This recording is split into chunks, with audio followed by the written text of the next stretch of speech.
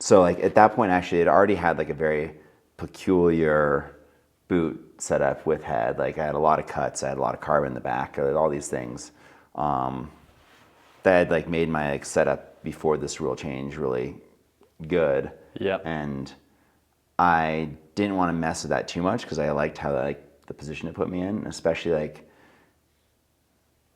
I mean, this is another like side tangent. Course setting at the time was like really tight and turny, and so you needed something that turned a lot. Nowadays, like back then, it was like 24 meters from GS turn to GS turn on average, and like pretty turny. Nowadays, it's like 28 meters and dead straight. So like the sport's changed a lot as far as like course setting in that like that time frame. Yeah. Okay. But so like you needed something that would like crank a tight radius and like you could hold across the fall line as well. Yeah. And so like I just had a lot of like cuts in it. Welcome back to another episode of the Big Picture Skiing podcast. I'm Tom Gellie, and yes, that was Ted Ligety talking about the change in radius skis and length of skis back in 2012, 2013. And that era was an era Ted Ligety dominated the sport in GS. He was a cut above everyone else. I can remember watching races where he would win by over 2 seconds, which is just outstanding. And so we kick off this interview with exactly what did he do? What changes did he make? Because he was actually a voice against the change in the skis back then, yet he was the one that rose to the top.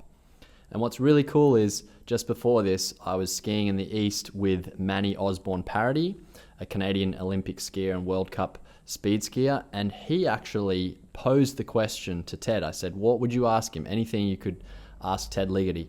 And he asked him, what did you do to dominate the sport, and what did you do with training, equipment, physiology, technique to get there? So there's some really interesting insights now that Ted is retired that he can talk about. But I think you'll find some really new insights, some things you've never heard from Ted before in this podcast. We get into some nice things like talking about skiing with children, so his son Jax, and what he's done to make that a fun and enjoyable experience. He talks about his recent partnership as an ambassador for the online digital ski coach Carve, which is really interesting. So he's now helping to develop training programs and drive that new technology, as well as the story about Shred, his brand of optics and protection wear for skiers. So I think there's some really cool stuff to bite into here, to listen from a man who has achieved like such high levels of ski racing and dominance. And if you're a ski nerd, you definitely know who Ted Ligety is and want to listen to every little ounce of information he's got. A final word from me: if you're a skier that loves learning, that loves getting better, loves improving, and you want a resource, I've built something, Big Picture Skiing. I have an app as well where I produce videos, content, all sorts of information that is designed to help you improve and take ownership of your learning and really get to the highest potential of skiing that you can get to. So on there, if you want to check it out, I invite you to visit bigpictureskiing.com. There's a 7-day free trial. You can see what the videos are about. There's just been new content released in the last few days. Lots of great feedback from the subscribers and members already about that. And I'd just like to say a big thank you to those of you that listen to the Big Picture Skiing podcast and all the Big Picture Skiing social media channels. Thank you. I'm really appreciative, and I will continue to bring out more interesting content to help you enjoy and love the sport we all love here, which is skiing. All right, let's get into the podcast. I'm going to kick this off, not with me, but I've been hanging out with Manny Osborne-Parody the last few days. Yeah. And I said, what would you ask Ted Ligety if you had to ask me a question? So I'm gonna play his question, and then we'll kick it off there. All right, Ted. So Tom and I have been chatting this week, and he was excited that you're going to be on his podcast and whatnot. And he was saying, hey, listen, what kind of question would you ask Ted? And I knew right away what question I would ask you, because I think it's very cool.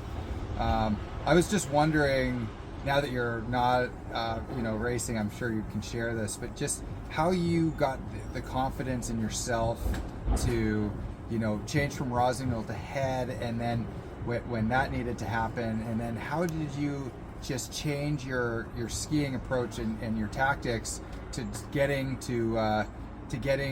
proficient on the longer ski? You were really, you were a huge voice of reason, but negativity with the longer ski and the longer side cut, and how that maybe was not as advantageous to viewerships and all that stuff. But again, you then were able to like shut that off and go and relearn how to ski on a ski, and essentially you innovated a new style of skiing on how to get around the gates, which is like super cool to me. I have like tons of respect for that, to say, hey, listen, the style of skiing that works now isn't the style of skiing that needs to work in the future, and the payoff was huge. So kudos to you, my man. Okay. Yeah, there's a lot of pieces to that. So if I can, so the first question I guess is like the switch from Rossi to head, which like when I was on Rossi, I like won the GS title, and the next year I switched to head. So like I'd done well, but I actually consider that season like a little bit of a failure because I didn't win an Olympic medal in Vancouver. And I mean, honestly, it was like kind of an easy switch because I tested the head skis. I liked them. I thought they like matched well with my skiing, and like in some senses, like sometimes like switching ski companies, like for a racer, is like kind of like a kick in the butt, a motivator. Like you're like, and it like kind of reinvigorates you. And head was in a place where they wanted to throw a lot of resources, and like we're like, okay, like you need a new boot, we can make you a new boot. You need a new what? Like they're just like doing all that. And Rossi was in the inverse place where they're like, what you get is what you get right now. We're like in like they're in bunker mode. So I mean that for that sense that was a easy decision, I think, on my side of things.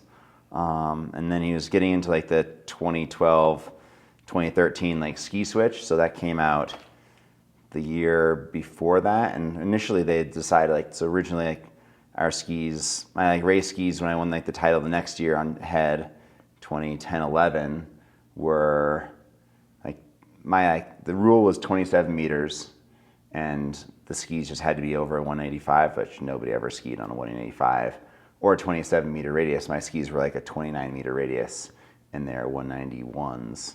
And initially they first had the rule come out as like 40 meter radius, and like that was a complete joke. And actually like head was part of that like testing that FIS was mandating. They made a pair of those, and we brought a pair down to New Zealand that year, and like I wish I looked as good as Phil Mayer going down the course, It was a complete joke, and that like made my blood boil and a lot of other people's blood boil when they actually did that. And I think like after they had like tested a couple times, they realized like, okay, this is like a really horrible decision. They took it to 35, which still at that point was like still old school skiing. And like, so I was like pissed, because I think like my personal view on equipment rules is there should be no rules. They're like, we should self-regulate ourselves. Like, I don't want to put a pair of equipment on myself that like maybe I maximize speed, but like I am in a dangerous position, because like for me as an athlete, like my longevity and like ability to be consistent is more important than like maximum speed. So I think like as us athletes, like I want a pair of skis that I can consistently make it to the bottom of the course without like the skis forcing mistakes on me, and that's going to be the fastest but also the safest way. So like leave it to me to regulate myself. And so that's, I guess, my viewpoint on that. So like having a ski rule come through that is like in a way perceived to be like designed against me, because it's Tony Giger, who is the head of the Austrian Ski Federation, kind of coming up with the rules and doing the testing. And then like none of the athletes had any input. Like that just pissed me off on a fundamental level, and I thought that it was going to be bad for the sport. I didn't think it was going to change any injuries, which is really the impetus for doing it. Like the reason there's injuries in skiing is that you have a 2 meter long lever arm attached to your ski, attached to your foot. Like there's no way around that. Like whether you make it straight or side cut, like it's still 2 meter long lever arm attached to your leg that you don't want coming off in high G situation, so therefore it doesn't come off always when you fall. And so that's really, I guess, the core issue of like safety there. So I didn't think like side cut really had anything to do with it. So I was pissed, and I obviously voiced my opinion, wrote some things, and yada yada. But like once it was done, I was like, head, let's start making prototypes. This is a year before it came in. Like, let's start making prototypes now, and I can start iterating, because like we're gonna have to get creative on ideas to make these things ski in a way that we can like keep a modern technique on. And there's like, we're gonna have to start manipulating ways to do that. Yeah. So what things can you then manipulate within what they've sort of said, these are the rules, to then make, what did you start doing to make it work? I mean, first just like start iterations of like what the current ski was within the confines. And then like the first big thing that like nobody else was doing at that time was we just basically made, like, we took an idea out of like the powder skis and made a reverse camber tip. And like, I don't think anybody else, like Head didn't actually make that in the factory. We would just like go and then bend it after it came out. And so that just like made the front of the ski like hook in. Yep. So that was like one piece. Within Head, we made like, so in reading the rules, like where they measure the side cut, we made like a fishtail ski. So like instead of being a 195, like if you were to truly do the side cut, instead of being a 195, it would have been like a 192. And then the side cut would kind of like come, the tail of the ski was really narrow. And so where they would measure, it would be narrower. And so the side, you'd manipulate the side cut. Right. And 2 weeks before sold, and that was like my fastest ski, was that rule became illegal because they like saw that that was like happening. And so then we had to go back to like the second best pair of skis at that point, which like obviously it was like working well for me at that point. And then another piece is like we made the boots way softer also. Really? Because like you just knew you need to like hyper flex everything in order to like be able to pull the radius. And you need to like have the boot soft enough that you could like hold that position, like not have like the boot rebound you out of it. Yeah. So you could like hold that position longer to be able to like keep the turn shape going to actually pull the ski around. Yeah. So with the boot thing, like I've listened to some podcasts where Bodie talks about boots, and he seems to be really into like, you know, like the direction it flexes and how that affects like the radius of the ski, or you flexing it affects how the ski turns. So did Head give you the opportunity to, with the boot thing, did you have some influence over, I want the boot to kind of work this way, and if so, can you help me understand how that works? I think I sort of get it, but I'm trying to get my head around, like, so when your ankle flexes and it's on edge, like why would it be flexing one way and make it turn harder versus less? I mean, so like my personal boot at that time, I mean, so I guess to break it down like in that sense, like, so if the boot like doesn't allow you to like flex to the inside, which would be like into the turn, or like that would make it more aggressive going inside, but it would, like if it could still flex forward but push you out, that would give you like that support onto the inside, but also would let you flex forward, is like one way. I mean, for me, I like to be aligned like pretty straight. Yeah. Like, I didn't like my boots to like push me out one way when I started flexing. Yeah. I just kind of liked my the way my natural anatomy would work, just like flexing straight forward, and that would like, you know, the boot, like if you like stand in a pair of boots, especially when it's warm in your like house, the boot smushes out on the sides. Yeah. And that's what like delivers the power to the ski. And so like how you manipulate that is important, but also like how that like rebound comes out is important too, because that gives you power out of the turn. Yeah.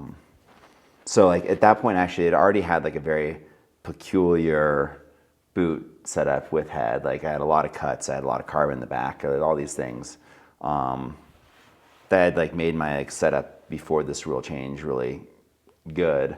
Yeah. And I didn't want to mess with that too much because I liked how like the position it put me in, especially like,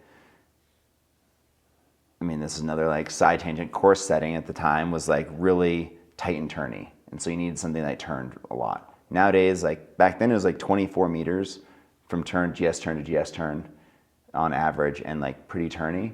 Nowadays it's like 28 meters and dead straight. So like the sport's changed a lot as far as like course setting in that time frame. Yeah, okay. But so like you needed something that would like crank a tight radius and like you could hold across the fall line as well. Yeah. And so like I just had a lot of like cuts in it, and like it wasn't just like down cuts, it was back cuts, and like so the whole like the top of the boot so would you're like saying be actual like cuts. You took like a knife, so the we plastic. took like a Dremel and just like cut U cuts down and then cut U cuts back, but So then you like could load change the the back of it with flex. carbon to like keep the structural integrity of the boot while allowing the boot to kind of like fold. So move more like an ankle joint Yeah, would move, exactly. but still be rigid all around. So Yeah. laterally and back and Yeah, stuff. like you it was had still support. it was still a stiff plastic. Yeah. But it just had a lot of cuts so that you could actually like start cocking your angle without actually like having the boot just like zip, or the ski and the boot just like zip in Yeah. to the top of the turn. This is getting like very wonky, obviously, but like so, and like so like in those iterations, like throughout the winter before the rules came about, I started figuring out a lot of these things.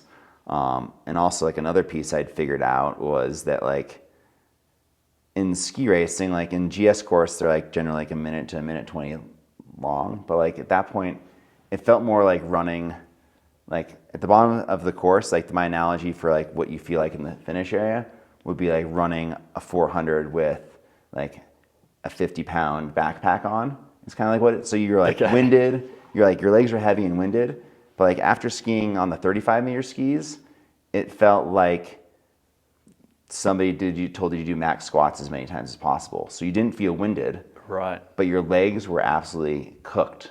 Like you had like just no more like muscle endurance or muscle strength left after like a fraction of the time, because you're like so much more like manual usage of turning. Yeah, like using like your full muscle strength to like muscle these things around. So like that gave me cues on like what I needed to like work on in the summertime.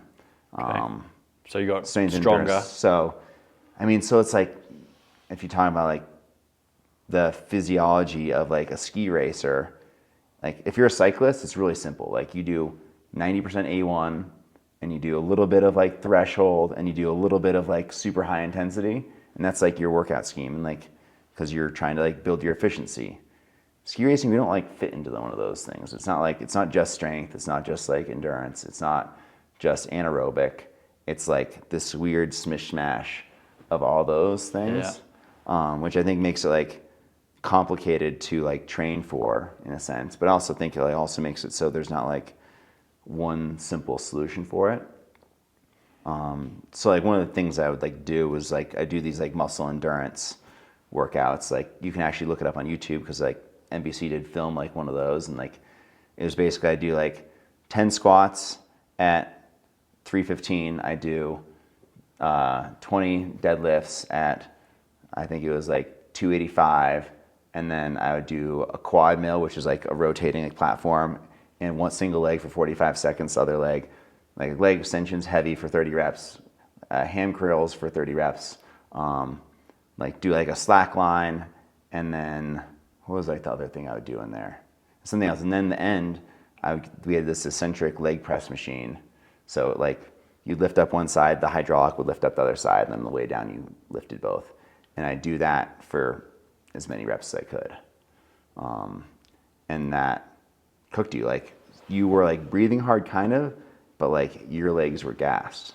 We would do like centimeter like leg girth measurements before and after. Yeah. And like I get 3 centimeters bigger.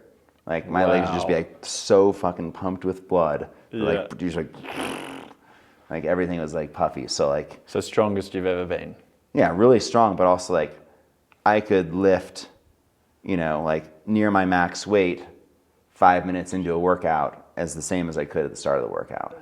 Wow. Which is like, if you talk to somebody who's like a trainer, there's not like, that doesn't necessarily like match with any like Any of other the normal training? system, like system training. Like, So that was like a big part of my training there. And honestly, like those skis and the setup worked well for my skiing. Like my skiing was like a loopier, more like consistent pressure completed turn versus a lot of people who are like would kind of like skid 10% of the turn and like hit hard. Yeah. And like I would like do like a whoa, like a swoopier turn, and those skis really punished you if you slid them. Like you wouldn't get any rebound of the ski.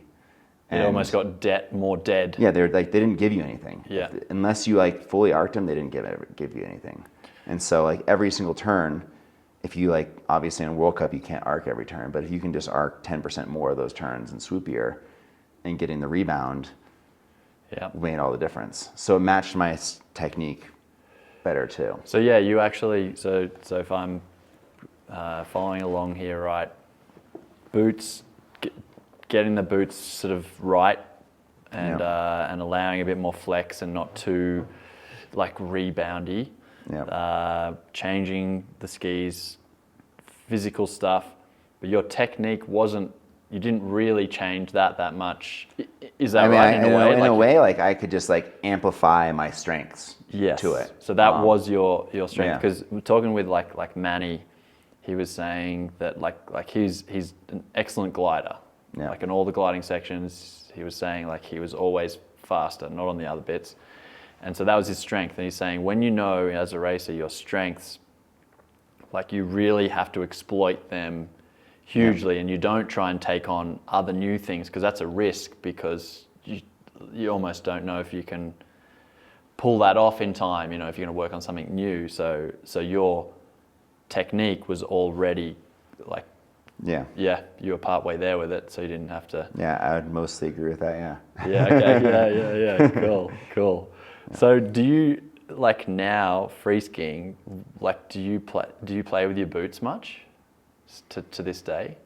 Not really now, because like, I'm not trying to like race, and I'm really lucky. Like my foot fits in a small boot without much work. I mean, I barely ever punched or ground or anything like that. So like, I was lucky in that sense. And like now I have like, for a normal person would be considered an extremely stiff boot. For me, it's considered extremely soft, and like that works well. And like the latest head boot that I helped them develop a handful of years ago, I think is like fun and awesome. I mean, I have it like, I have a ton of lift now that I don't have to like be measured and and things like that. But otherwise, like I don't do anything too crazy. Yeah, I did work because you've got bare feet. I was looking at your feet because I'm the opposite. I've like quite a broad foot, really bony, and it's always been painful. And I've noticed a lot of people that kind of do well, they can just get in a ski boot, like a lot of the time, a plug boot 92, and just ski like for the whole day, and they're not in pain. So that was something that's probably like on your side from the beginning. Like I'm looking at your feet, you haven't got like really a. No, I don't really have any bone spurns. Not even on your heel or anything. No, so I get like the little like navicular thing on the top sometimes, but that was about it. Yeah. Okay. Cool. Yeah, because I know I've heard in other interviews you've done, you liked tinkering. Are there any other things that you tinkered with that are not within the realms of, cutting into the boot and adding carbon? Did you tinker with like binding lifts, binding placement? I mean, all those, every variable. I mean, like one thing that like a lot of people would like make fun of me for was I did a lot of skiing with like one boot on each foot in training. And like, that's funny, like I talked to like some of the athletes who like, when they're testing, like in the middle of the season, they like need to be everything like perfect, like each foot's each foot. And like, I was like, you can go through twice as many setups if you just like zero in, like if you trust your feeling and you're like, okay, it doesn't work in slalom because slalom is like too tight. Like I can't have two different boots in slalom unless they're like almost identical and feel the difference. But in like GS and speed, like, like you can really feel the difference from foot to foot. Mm-hmm. And so I did a lot of that. That was like kind of new, different, that like not very many people were willing to do. But like in the time it took me to go through 20 setups, somebody else is going through 5. So like in that sense, like I did go through like a lot of iterations and experimented. And then the same goes with like, I think like every person, like I think has a place where they mount the bindings on the ski and ramp angle that like kind of works for them, and it ends up working for them across the board. Like I found out, actually I learned this like my first year on the ski team, like it was cool. Like my coach at the time, Adam Chadbourne, that whole summer we didn't time against each other once, but we timed against ourselves. So like we wouldn't actually know if like he set up a slalom course, if it was 30 seconds long and I was 30 seconds on the dot, I didn't know that Andrew Wybrack was what his time, if he was a 31 or 29. I just knew that this run was plus 4/10 my first run or minus 3/10 my first run. And so I kept that secret from us all like summer long. So we only worked on our skiing versus ourselves. And then like, so within that, we tinkered a lot because you weren't under like the competitive constraints of like, oh, I got to beat Andrew today. Cause like, I want to like, cause I'm competitive, like that's just the nature of it. Yeah. Like, oh, I need to like, I can go play with all these things. And so like that year I figured out like, I always like my skis mounted, 2 centimeters behind the recommended. And I always like kind of like my toe between, kind of dependent on the skis or what was happening, 2 to 4 millimeters down on the toe. And that was. You mean like? Yeah, toe low. Toe low, yeah, okay. Yeah. Yep. And so that kind of like spread itself out throughout. I think on the 35-meter skis, I went even actually because you sanded. Yeah, I had on the bindings just the same height on the toe as the heel. Oh, right. Because when you go up at the toe, it makes the front of the ski hook up more, yeah. And I needed the ski to hook up more. So I was building it up to be more aggressive because it could be. Mm-hmm. But same like principle, I was still like way behind. Like me versus Alexi Pintero is like I was 2 centimeters to 3 centimeters behind him all the time. Yeah. Wow. Like, that's quite a difference. Yeah. Yeah. Like even like my free skis now, am I always mounting like 2 or 3 centimeters behind recommended? Yeah, and that's like just because I think I use my center of mass and like I go dump everything way forward through a part of the turn where if like the ski's mounted normally, it just like feels like it's like it just smashing comes back up to into you. me. Yeah. You can't open the turn up Yeah. enough. Yeah. Okay. Hey, like switching gears a bit. You've got a little boy. Yep. Jax. You ski a lot with him? Yeah, Jax and I ski quite a bit. He's 5. He actually broke his leg when I was skiing with him last year, so he missed like 6 weeks in the middle of the season and started skiing actually again last spring. But yeah, skiing is fun with him. I mean, he was at ski school at Deer Valley as well, which is a lot more fun having them teach him, and then I go out and like reap the benefits of it. Yeah. Because he's then like psyched to like show off to me like what he's learned or like these little zones he goes with them, because he's not that keen on like me being the leader in that sense. So that's fun. And then I have 2-year-old twin boys as well, which one of them is like into playing pass the baby on skis. The other one doesn't want the skis clicked onto his feet. Yeah. Okay. Yeah. Yeah. And would you say there's anything like because I got my boy, he's into skiing, and I was really afraid that he would not like skiing, and I've tried to not push him and just bring him along. But if he doesn't want to go skiing, we don't go skiing. Is there anything you've learnt that you would say pass on to other, keen skiers that have kids, like words of wisdom? Has there been points where you've pushed it and you're like, regret it? I mean, ski school is a beautiful thing. Having other people teach your kids is often, you end up reaping the benefits. I mean, maybe that's like I am stubborn and my son is stubborn, and that's maybe like he has that piece of him, a piece of me in him. So that's like my recommendation. But I mean, like at that age, like snacks and hot chocolate and and bribing to stay out is always a worthwhile thing, and keeping them warm and all those things so they're they don't get too pissed. Inevitably there's going to be like kid breakdowns on the mountain, but yeah, absolutely. And are you because you've joined the Carve team, the digital ski coach, and so now you're kind of in this role of of influencing people's skiing. Yeah. Right? So through this app, and you have this new mode where you can, it's like you've sort of developed a bit of a progression or suggested things to do.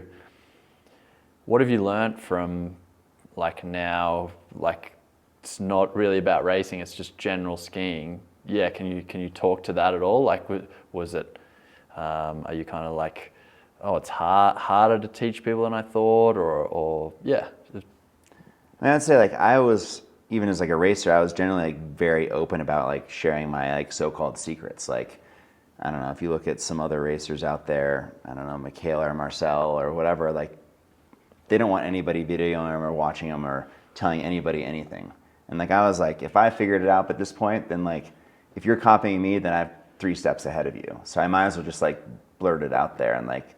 Yep. So I guess like I'd always like kind of shared what I learned. Like I did that like New York Times thing, and like also like posted a lot of my video and like thoughts on that over the years. And I would coach every summer at Mount Hood too. I had a camp there. So like I was kind of like in it in that sense. And then also like I'm a technique nerd, I guess. And so like I've thought about these things a lot over the years, and skiing and ski racing is very technical. I think like when I first started working with Carve, is like, okay, like take all these things I've known and learned and try to work on my skiing, and then like adapt it to what we can measure within the unit, which actually like I was shocked by, like was more than I would have guessed. Yeah. And also like I've always believed like that like skiing starts from like the ground up. Like people like get really hung up on like what people are doing at the upper body, and I'm like, no, like everybody's like always would see me in GS like swinging my arms, like that's a timing thing, and it's like maybe a way to like manipulate a little bit more speed out of the turn, but it's not like, that's not a technique thing. Like everything else is like happening like waist down, or you know, Yep. yeah, nipples down basically. So I guess I was always in tune with that, and like the Carve unit like lends itself really well to like measure those things. And you know, like a challenge for me always was like trying to like keep my shins parallel, because I did have like a tendency, especially like in slalom, to like be over my outside ski, but then my inside ski would like be way out in front and not tipped over enough, like the edge similarity side of things. So like have something that I worked on that is like the most easily measured by this unit, yeah, was by the Carve, was really like validating, and it could do it like simply and accurately. So when I first like started talking to those guys, I was like very skeptical. Like I've seen a lot of these like ski gimmicks come and go over the years, and been approached and talked to by a lot of them, and most of them are BS, or pretty much every single one I'd see to that point was BS. And so when I gave it a try, I was actually like pleasantly surprised that like actually this thing is measuring things in my skiing that are real, and like picking out things that like you think are important, that I think are important, but also like things I know in my own skiing that like my coach would know, who's been with me forever, but I like could see like in a particular day or a turn, but like the average person will never notice. The average even coach would never notice in my skiing. Yeah. Where this could like pick it out, which I thought was pretty unique. Yeah, yeah. I had a similar experience when I first tried it. I went down, and then I was looking at the stuff, and it's like, your 4.5 balance is really not very good. You're really back. I was like, no, I'm not. Like, or I didn't feel it. Anyway, so I was talking with a friend, and he's like, you should try a gas pedal, like perhaps something's going on there. And anyway, so I put some business cards under the toes and did it, and did another run. And as you just mentioned before, like with your binding with the longer skis, tip hooked up, and I could feel my forefoot for the first time probably ever, like, or more than before. And so it just helped me to figure out, like, for my anatomy, I needed a flatter sort of boot board. So it was just, without that, I don't know how long I would have gone before not ever really feeling the front of the ski have control of it. So it's pretty cool. It's pretty cool. So how did the Carve camp go? That was just on recently? Yeah, I just did a camp with Javelin, and we used the Carve as kind of to augment and use it as a tool. And also, like, because I have the program within Carve, like, it's kind of like a way to, within the camp, we like worked on like the same things that we work on within like the actual app in my like TED mode or trainer Olympian, German mode, whatever you want to call it. So like it was cool to be able to like use what we like can learn about somebody skiing within Carve and coach them like on the hill personally, but also like it gives them like a path to like keep getting better, because like 3-day camp, like there's only so much you can really do. Like you can change somebody's skiing and give them a lot of ideas, but this like they can then go measure the ideas, and then with like, because I have a program in there, like they can also kind of follow the same kind of criteria. So that was fun. Like everybody's really psyched on it, and I think like a lot of people like skiing did actually make a big jump. Yeah, cool. So it was fun in that regard. Yeah, nice. And like totally different topic, but you when did you start your goggle and protection company? Was that was while you were still? Yeah. So, and was that your idea, or did someone approach you? Like, how did that all start? I mean, so like originally, like I was my first year on the ski team. I was at a FIS race in Italy, and this guy in the race had these like carbon fiber shin guards that looked really cool. And at the time, like all the shin guards were just like cheap plastic looking things. And a teammate and I just like, hey, like where'd you get those things? What are those? He's like, oh, I made them in my garage. And he was like an engineer working for a carbon fiber company, and just made these like cool shin guards in his garage, and we're like, hey, can you make us some? He's like, yeah. And so that's how I originally met Carlo, who's my partner in Shred. And so he started like prototyping protective gear, like carbon fiber shin guards, and then like carbon fiber arm guards, which they're like the first actual arm guards like worn outside of the suit. And so we just kind of developed this like friendship there. And then after the 2006 Olympics, I didn't want to be caught dead skiing with a Uvex, a Brico, a Carrera, or any of that stuff outside of a race course. Like, and that was like really the only options. But also like, if I raced with a Smith or an Oakley, it just wasn't going to work, because like the frames weren't big enough to be able to like have a big enough field of view to see in gates. Which, honestly, for like the normal consumer, whether it's like somebody gonna sideswipe you or skiing trees or whatever, like the product just wasn't good. So I was like, there needs to be, I need something that I think is cool, but also like I need something that helps me in my own racing. And because I was like a tinkerer and I loved like the product side of things, that was like the initial idea for Shred. And Shred was like a nickname a coach of mine gave me when I was like 10 years old, Ted Shred. Yeah. And so Carlo was actually out in Park City staying at my house on a mountain bike ride, and I was telling you about this. He's like, actually, I know where a goggle manufacturer is. Let's go see if like they can make something for us, or what they have and what we can do. And then 6 months later, we started it and started pumping product out. And what year was that? That was like late fall or late like November 2006, and then early in 2007 when we first started selling them. Okay. And so yeah, we've come a long ways. I mean, nowadays, like he ended up going to like MIT for business school, and so we work with MIT Sports Lab for a lot of like our projects, like our lens technology. And like, so for being like one of the only, or probably like the only innovative like independent company out there, like having patents and technologies that like not even the biggest companies out there have or can perform is pretty cool to be like on that cutting edge. And I mean, we always like think of it like, okay, like I want to solve a problem that like I had, or like better my performance. Like, I don't know, like example would be like flat light. Like in racing, like you're skiing flat light and then the sun pokes out, that's like 2 seconds. So if you can like create a lens that is a little bit better in flat light, instantly like you can shave a half second off your time. So that's like a big thing we worked out. Like now we've worked with MIT for a few years and creating like our latest lenses that like can you kind of speak into maybe simple language how that's like, what things factor into that? It's like lens tint and like polarized filters. So like what they do, can you make it better than the human eye? You can help the human eye see. Yeah, because you can add, so like there's always like, so we have like a polarizing filter. So like there's always, but if you do full polarized, you don't catch all like the glare. So you need some glare off the snow because snow is reflective. Yeah. Even when it's like full white out. you need to like filter out a little bit of that, because then you can like pick up a little bit of the shadows and definition, and then the right tint can actually like bring out some of that that contrast as well. And the way we do that is like in a light room where we like have snow simulated and simulate flat light. Yeah. And then we do like human and AI testing, and then we map it out.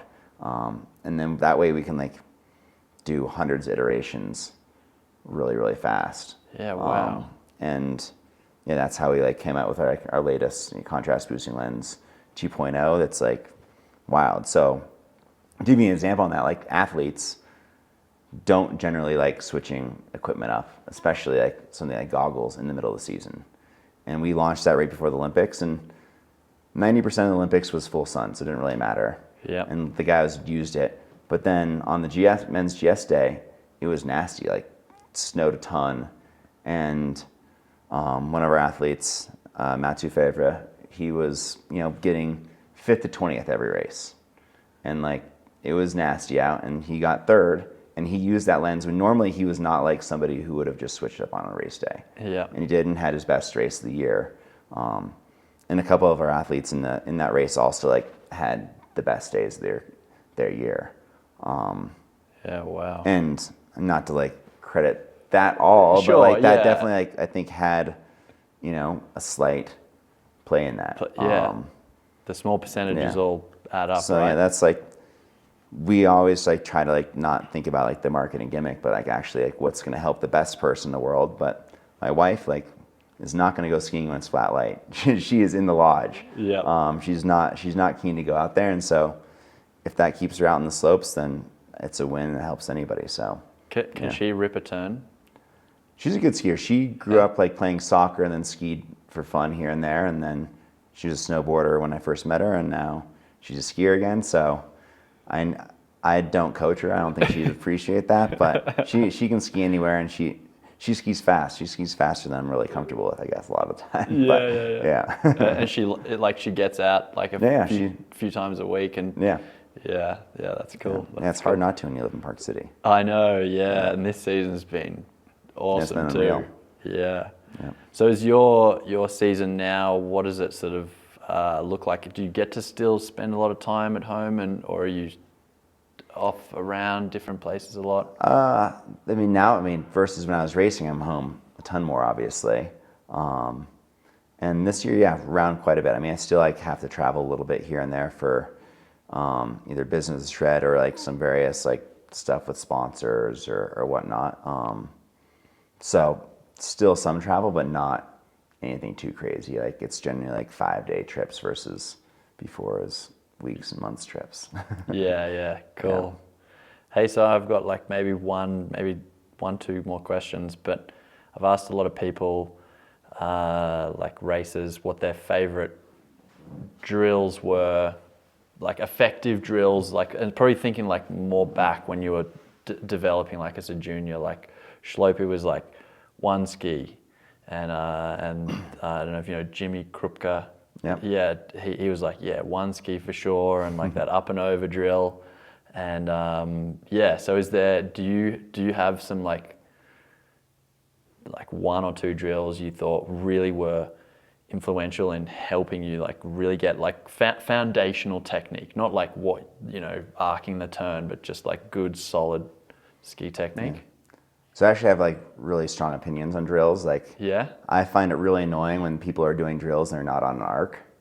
So like for me, I hated drills growing up. And if it wasn't a drill that wasn't arcing, I thought it was pointless. Because like if you're doing a drill, you need to see what it actually influences in the arc. And so like I see on the World Cup, like all these guys have these little drill rituals and they're just like sliding these turns and doing these weird arm movements. It's like, you don't even know how that's influencing your ski. Like do it on an arc and then you know how it's influencing the ski. So that's like one piece on drills. So drill I do love is like one ski skiing. Like I do love that. Trying to especially arc on like a flatter terrain, and not only for just like the ability to like have the balance and like switch the edge, but also it just like helps you get the feeling of like locking your hip in, and also like strengthens like glute med and glute and all those areas that like. So I think that's like a great fitness drill, but also like a drill in general. Another one I like is like Javelin Turns, also like on kind of flat where you can arc. So that also does the same thing, like feels like you lock your hip in. Yeah, that what you say there, that lock the hip in thing. I know what you mean. Yeah. And would you probably say that the people that came on your camp, like you would have really loved to just been able to have like an injection needle that just gave them that feeling, because a lot of them don't have. It's like, I mean, it's just like staying strong over your outside foot in like a manner that like you're stable in, you know, like a lot of people will like try to push the outside ski out to like get around, or doing all these motions. It's just like, it's really just like resisting the force and like doing, you know, one ski or javelins. Like, why do you think the javelin, why do you reckon the javelin, because, you know, so if people don't, because I like how like it like bringing the tip over actually like brings you, like it twists your hips just enough that you're actually like loaded even better over the outside ski. So it kind of teaches the part where you've got to like have this little rotation.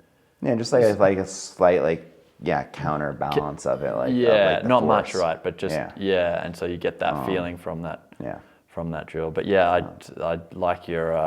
And then like on flats, like railroad tracks, like just trying to keep like the shins perfectly parallel, and whether you like reach down and your like inside hand, your inside knee, trying to push your knee against the hand is a good one. But yeah, like overall, like I mean, there's some other more drills that I like, but generally like I'm not a big drill fan. Yeah, so yeah, like you said, when you're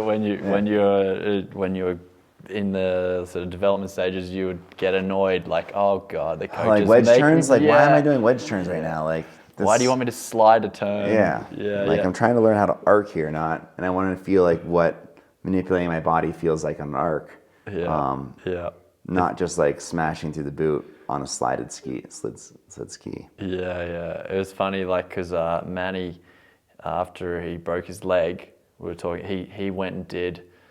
After it's like, what am I going to do? And he did his levels in Canada in ski instructing, and like he found it really difficult. I mean, you know, relatively speaking, he was like this is like the first time I slid a turn in like 10 years. Yeah. And like he's being made to do all that. So yeah, but I get your point about like if what you're trying to do is really be fast on an arc, like do everything that makes just that. So yeah, cool, awesome. Well, thanks for your time, Ted. Yeah, really appreciate your insights and sharing your knowledge with us. Yeah, thank you. No problem. Awesome. Sweet. That's it. Cool. Thank you. Easy.